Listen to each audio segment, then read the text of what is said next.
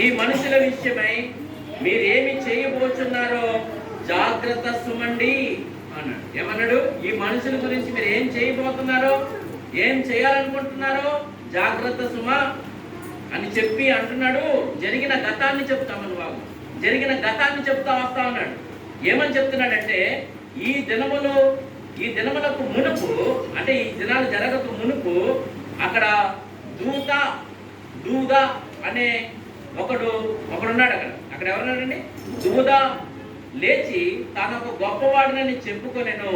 ఇంచుమించు 400 మంది మనుషులు వానితో కలుసుకొనిది.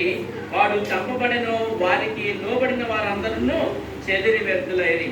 గతంలో మనం చేస్తే దూద తయారైన తర్వాత వాడు చంపబడ్డాడు. చంపబడిన తర్వాత వీళ్ళందరూ కూడా వ్యర్థులైపోయారు అని చెప్పుకుని వచ్చాడు.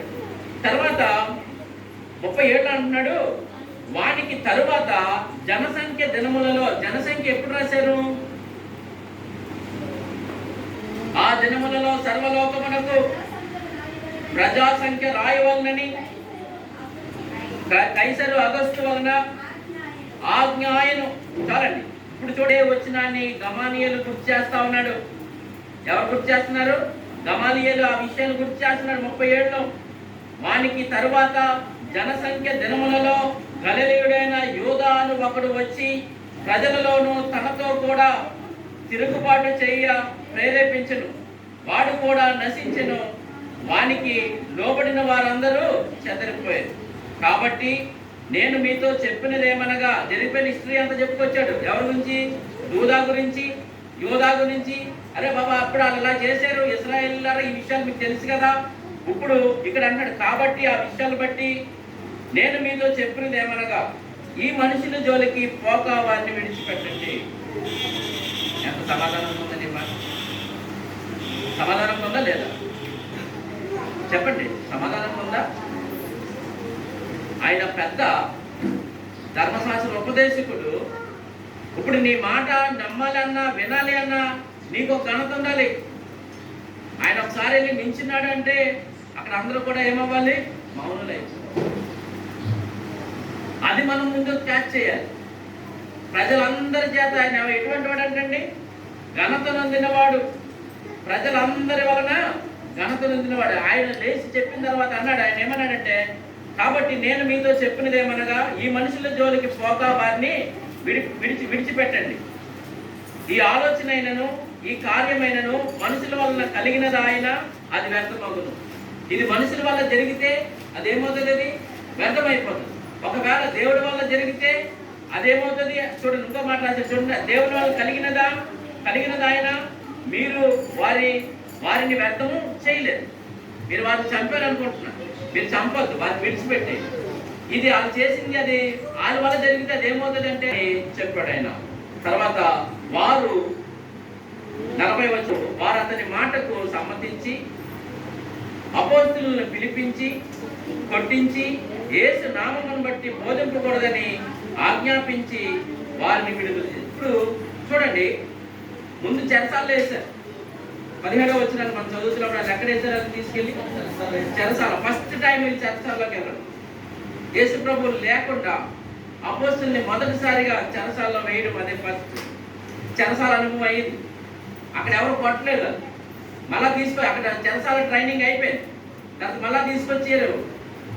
గమాలియేలు కూడా ఏం చెప్పాడు? వాళ్ళు ఏమీ చేయొద్దు, మీరు ఏమీ కూడా చేయొద్దు. అక్కడ అన్నాడు, మీరు ఒకవేళ దేవునితో పోరాడుదరేమో అన్నాడు.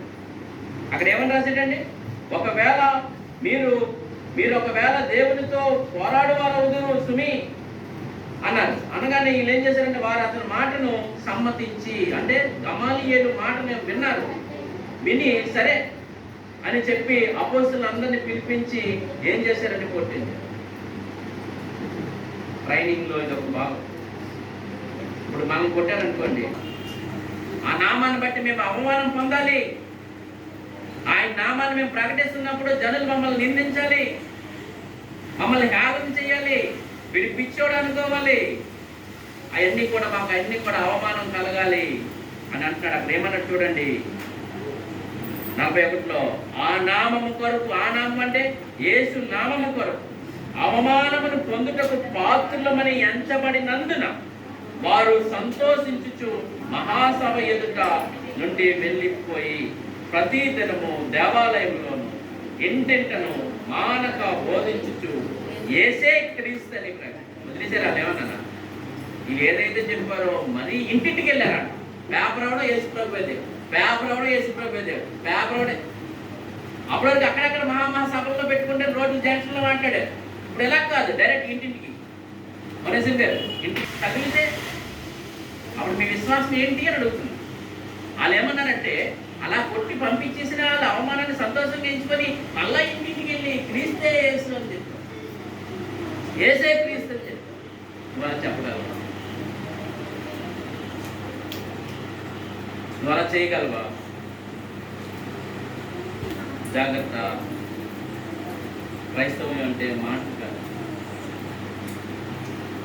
ఒక పక్క దేవుడి వాక్యం మనం గుచ్చుతా ఉంటాం, ఒక పక్క మన పక్కన ఉన్న మనసులు గుచ్చుతా ఉంటాం, ఒక పక్కన మన సంఘం, ఒక పక్క అయితే ఇంట్లో వల్లే మన బల్లె పూజల కింద ఉంటారు. చాలా రకరకాలైన శోధనలు మధ్యన నిలబడాలి. అలా నిలబడే రోజునే మనం ఇక్కడ నిలబడాలంటే, అక్కడ పరలోకం కావాలి అంటే మనం ఇక్కడ నిలబడడం చాలా అవసరం. పరలోకం కావాలనుకున్న వాళ్ళందరూ సేఫ్ జోన్లో ఉండి నాకు పరలోకం అంటే రాదండి, నాకు 1 కోటి రూపాయలు కావాలనుకున్నాను, కూర్చోవాలి. నువ్వు 4 అంతస్తుల్లో ఉన్నా మనం ఏం చేయాలి? దేవుడి వాక్యమే. నువ్వు అంటుంటున్నా ఏం చేస్తున్నా సరే నీకేం కనిపించాలంటే దేవుని వాక్యమే కనబడ. ఇలాగ ఇంత ఇంత కష్టపడ్డారు దేనికి తెలుసా? నీకు నాకు ఏం కావాలంటే ధైర్యం రావాలి. నా ముందు వాళ్ళు ఇంకెలాగే చేశాను, ఇంకా నేను గొప్పగా చేయాలి. వాళ్ళు రుద్రబాబు అంటే మళ్ళీ ఇంటింటికి వెళ్ళి ఇచ్చారు. నాకు అది పట్టుకుంది. ఇంటింటికి వెళ్ళి క్రీస్తే యేసు అని నీలో అటువంటి చాలా ఉన్నాను. ఇది చరిత్ర. ఈ చరిత్ర మన కనీసం నేను అంటాను, రేపు ప్రభు నేను అడుగుతాను. నేను ఖచ్చితంగా చెప్తాను, ప్రభు మిమ్మల్ని ఖచ్చితంగా అడుగుతాను. మనీషం గారు మిమ్మల్ని కూడా అడుగుతాడు. ఒక్కడైనా సరే నా మాట చెప్పవా అంటే మీరు ఏమైపోతారు? ఆయన మీ పరలోకాన్ని ఏం క్యాన్సిల్ చేయడం. ఆయన అడిగితే మీరేం చేస్తారు?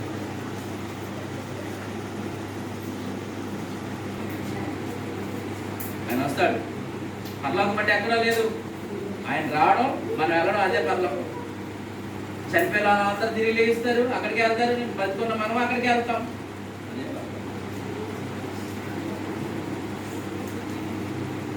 ఆయన వస్తున్నాడు. నేను ఒక ప్రశ్న అడుగుతాడు, ఇన్ని సంవత్సరాల నుంచి రక్షించబడ్డావు కదా, ఏది నీ సమాధానం ఎక్కడుంది? నువ్వు ఈ ఒక్కరిని రక్షించుకున్నావా? నేను నీకు ఇంత చేసి పెడితే నువ్వు ఒకటి కూడా చేయలేదా? ఏం చేస్తారమ్మా? జాగ్రత్త. మీరు ఒకసారి మిమ్మల్ని మీరు సరి చేసుకోండి, మిమ్మల్ని మీరు ఆలోచన చేసుకోండి. ఇది నెక్స్ట్